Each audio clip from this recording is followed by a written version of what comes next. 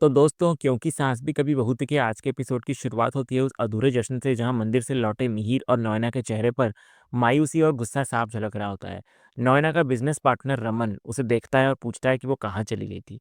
दुल्हन कब से मंडप का इंतजार कर रही है। लेकिन इससे पहले कि वो कुछ और कह पाता, मिहिर का गुस्सा फूट पड़ता है और वो उसे चुप रहने की हिदायत देता है। इधर मंडप के पास पहुंचते ही सवालों का एक बवंडर खड़ा हो जाता है। शोभा अपने पिता से पूछती है कि वो लोग कहाँ थे और माँ कहाँ है, और सबसे जरूरी सवाल कि अंगद अभी तक क्यों नहीं आया। लेकिन सबसे ज्यादा बेचैन वो दुल्हन होती है जिसका दूल्हा गायब होता है। मिताली अपनी मौसी नौना से पूछती है कि क्या हुआ, अंगद कहाँ है। और फिर नौना वो शब्द कहती है जो मिताली के सारे सपनों को एक पल में चकनाचूर कर देते हैं। वो कहती है, तुम्हारी शादी नहीं हो सकती। ये सुनते ही मिताली का दिल टूट जाता है। उसे यकीन नहीं होता कि जिस मासी ने उसे शादी का भरोसा दिलाया था, आज वही उससे ये कह रही है। वो चीखने लगती है कि अंगद मुझे इस तरह मंडप पर अकेला छोड़कर नहीं जा सकता, और इसी सदमे में वो बेहोश होकर गिर पड़ती है। इधर पूरा परिवार घबरा जाता है। बड़ी मुश्किल से मिताली को होश में लाया जाता है, लेकिन अब एक और तूफान उसका इंतजार कर रहा होता है, और वो होता है समाज के तानों का तूफान। मेहमान आपस में कानाफूसी करने लगते हैं कि दूल्हे का मंडप से भाग जाना कितना बड़ा अपशगुन है। कुछ लोग तो यहाँ तक कह देते हैं कि जैसे नयना अकेली रह गई, वैसे ही अब मिताली की किस्मत में भी अकेलापन लिखा है।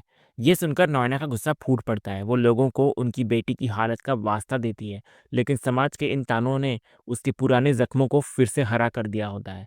और इसी मुश्किल घड़ी में रमन उसे एक अकेली औरत की जिंदगी की मुश्किलों का एहसास दिलाता है, जो नयना के दर्द को और भी गहरा कर देता है। तभी इस मुश्किल घड़ी में रमन मौके का फायदा उठाने की कोशिश करता है और नॉयना को अपने पास आने का न्योता देता है। लेकिन इससे पहले कि नॉयना कुछ कह पाती, मिहिर एक ढाल बनकर उसके सामने खड़ा हो जाता है। वो रमन को न सिर्फ चुप कराता है, बल्कि उसे ये भी एहसास दिलाता है कि नॉयना अकेली नहीं है, उसके साथ वो खड़ा है। मिहिर के इस रूप को देखकर रमन को वहां से जाना पड़ता है। इसके बाद नॉयना अपनी बेटी मिताली को लेकर अपने घर जाने का फैसला करती है। वो जानती होती है कि इस माहौल में उसकी बेटी का रहना ठीक नहीं है। और ठीक उसी पल, जब नॉयना और मिताली घर से निकल रही होती हैं, दरवाजे पर एक ऐसी दस्तक होती है जो उस घर में एक नया भूचाल ले आती है। अंगद अपनी नई दुल्हन वृंदा के साथ घर में दाखिल होता है। ये नज़ारा देखकर वहां मौजूद हर एक शख्स सन्न रह जाता है। मीर का गुस्सा सातवें आसमान पर पहुंच जाता है। वो चीखकर अंगद को वहीं रुकने का हुक्म देता है। मिताली की आंखों में एक टूटा हुआ सपना और एक गहरा धोखा साफ नजर आ रहा होता है। इधर अंगद अपने पिता को समझाने की कोशिश करता है, लेकिन मीर कुछ भी सुनने को तैयार नहीं होता। उसकी आवाज़ में एक गहरा दर्द और नफरत होता है जब वो कहता है, आज तूने इस लड़की के लिए मेरा अभिमान तोड़ दिया, और अब इस लड़की को लेकर यहाँ से निकल जा। इस पर अंगद अपने पिता को उन्हीं के अतीत का आईना दिखाता है। वो उन्हें याद दिलाता है कि उन्होंने भी तो अपने सच्चे प्यार यानी तुलसी के लिए किसी और से अपनी सगाई तोड़ी थी। लेकिन ये दलील मिहिर के गुस्से को और भड़का देती है। अब उसका निशाना अंगद से हटकर तुलसी पर आ जाता है।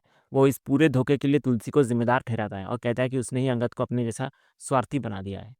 इसके बाद मिहिर का गुस्सा वृंदा पर फूट पड़ता है। वो उसे लालची और धोखेबाज कहता है। जब वृंदा अपनी सफाई देने की कोशिश करती है तो मिहिर उसे चुप करा देता है, और फिर वो एक ऐसा ताना मारता है जो उस घर की दहलीज पर खड़ी एक नई दुल्हन के लिए किसी जहर से कम नहीं होता। वो कहता है, तुम पहली बार इस घर में आई हो तो शगुन देना तो बनता है।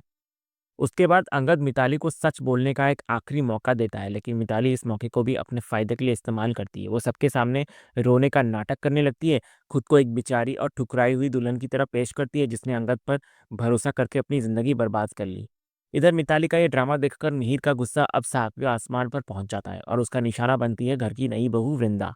वो उसे लालची और धोखेबाज कहता है, और फिर वो एक ऐसा कदम उठाता है जो वृंदा के आत्मसम्मान को चकनाचूर कर देता है। वो एक ब्लैंक चेक उसके मुंह पर फेंकते हुए कहता है, जितने पैसे चाहिए भर लो और यहाँ से दफा हो जाओ। जब अंगद वृंदा को अपनी पत्नी बताकर उसका बचाव करने की कोशिश करता है तो मिहिर उसे और वृंदा दोनों को घर से बाहर निकलने का हुक्म देता है। और फिर मिहिर एक ऐसा फैसला सुनाता है जो वहां मौजूद हर शख्स को हिलाकर रख देता है। वो ऐलान करता है कि आज से अंगद का वीरानी परिवार से कोई रिश्ता नहीं। वो उसे ताना मारता है कि अब वो अपनी नई बीवी के घर जाकर रहे। ये सुनकर अंगद का दिल टूट जाता है। वो अपने पिता से पूछता है कि क्या वो सच में अपने बेटे के बारे में ऐसा सोचते हैं। इस पर मिहिर एक ऐसा सच बोलता है जो उसने शायद सालों से अपने दिल में दफन कर रखा होता है। वो चीख कर कहता है, कौन सा बेटा, तेरी रगों में मेरा खून नहीं है। तूने आज साबित कर दिया कि तेरे अंदर अनुपम कपाडिया का खून है। ये सुनकर अंगद पूरी तरह टूट जाता है। वो कहता है कि आज उसके पिता ने उसे पराया कर दिया।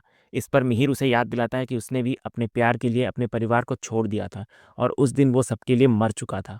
और आज अंगद के लिए भी मिहिर वीरानी मर चुका है। इधर अपने पिता के मुंह से ये शब्द सुनकर अंगद को एहसास हो जाता है कि अब यहाँ रुकने का कोई मतलब नहीं। उसकी आवाज़ में एक गहरा दर्द और एक अटूट प्यार होता है। जब वो कहता है, ठीक है पापा, मैं जा रहा हूँ। भले ही मेरी रगों में आपका खून ना हो, लेकिन प्यार आपका ही बहता है। भले ही आपने मुझसे रिश्ता तोड़ दिया हो, लेकिन आप हमेशा मेरे पापा ही रहेंगे। वो उन्हें याद दिलाता है कि जैसे वो माँ के लिए मरकर वापस आए थे, वैसे ही उनका बेटा भी वापस आएगा, लेकिन अपनी पत्नी के साथ। ये कहकर वो अपने पिता के पैर छूने के लिए झुकता है, लेकिन मिहिर उसे रोक देता है और अपना मुंह फेर लेता है। और इसी के साथ एक बेटे के लिए उसके अपने घर के दरवाजे हमेशा के लिए बंद हो जाते हैं। इधर अंगद और वृंदा घर की दहलीज पर सिर झुकाते हैं और एक आखिरी बार पीछे मुड़कर देखते हैं, लेकिन मिहिर का दिल पत्थर का हो चुका होता है। अंगद वृंदा का हाथ थामता है और अपने ही घर की दहलीज को पार करके एक अनजाने सफर पर निकल पड़ता है। उसके पीछे एक टूटा हुआ परिवार और बिखरे हुए रिश्ते रह जाते हैं। शोभा रोते हुए अपने पिता से अंगद को वापस बुलाने की भीख मांगती है, लेकिन मिहिर अपनी जिद पर अड़ा रहता है। दूसरी तरफ तुलसी का दिल किसी अनहोनी की आशंका से बैठा जा रहा होता है, और तभी हेमंत उसे वो खबर देता है जिसका उसे डर होता है। वो बताने लगता है कि मिहिर ने गुस्से में अंगद और वृंदा को घर से निकाल दिया है और उससे सारे रिश्ते तोड़ दिए हैं। ये सुनकर तुलसी टूट जाती है। वो कहती है कि उसे अभी घर जाना होगा, अपने बिखरते हुए परिवार को बचाना होगा। हेमंत उसे रोकने की कोशिश करता है, लेकिन तुलसी कहती है कि वो मिहिर के हाथ पैर जोड़ेगी, उससे मिन्नतें करेगी, लेकिन अपने घर को टूटने नहीं देगी। और उधर दूसरी तरफ मीर, जो हमेशा उसूलों और आदर्शों की बात किया करता था, आज खुद टूट जाता है। वो उसी गाड़ी में बैठकर शराब पीने लगता है जिसमें कुछ देर पहले उसका भाई किरण पी रहा था। धोखे और अपमान का जहर उसके अंदर इस कदर भर चुका होता है कि अब उसे नशे के अलावा कोई और सहारा नजर नहीं आ रहा होता है। इधर दूसरी तरफ कहानी का अंत मंदिर के उस सीन से होता है जहां तुलसी अकेली और बेबस बैठी हुई होती है। तभी तेज हवा का एक झोंका आता है और मंदिर का दिया बुझ जाता है। ये उसके परिवार की खुशियों के बुझने का प्रतीक होता है। तो तुलसी उसे बचाने की बहुत कोशिश करती है, लेकिन नाकाम रहती है। और फिर वो कांपते हुए हाथों से उस दिए को फिर से जलाती है और रोते हुए अपने भगवान से अपने बिखरते हुए परिवार को बचाने की प्रार्थना करने लगती है। तो इसी सीन के साथ ही आज का ये एपिसोड यहीं खत्म होता है। तो दोस्तों, आज का ये वीडियो आपको कैसा लगा, कमेंट के माध्यम से हमें ज़रूर बताइएगा, और कमेंट में हाइप करना भी मत भूलिएगा, और वीडियो को लाइक भी कीजिएगा, शेयर भी कीजिएगा, और सब्सक्राइब करना तो बिल्कुल भी मत भूलिएगा, ताकि ऐसे ही रोज़ लेटेस्ट एपिसोड के अपडेट्स आप हमारे इस चैनल पर पा सकें। तो मिलते हैं हम एक नए एपिसोड के रिव्यू में। तब तक के लिए स्वस्थ रहें, मस्त रहें।